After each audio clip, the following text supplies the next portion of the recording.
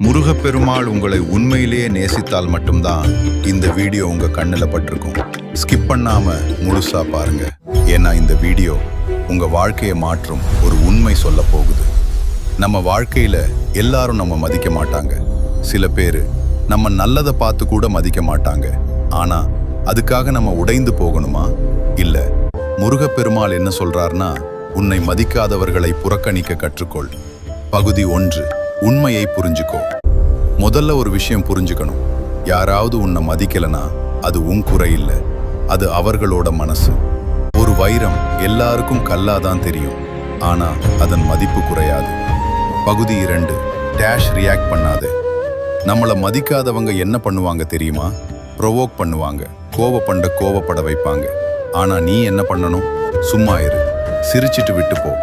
ஏன்னா நீ ரியாக்ட் பண்ணினாதான் அவர்களுக்கு வெற்றி. பகுதி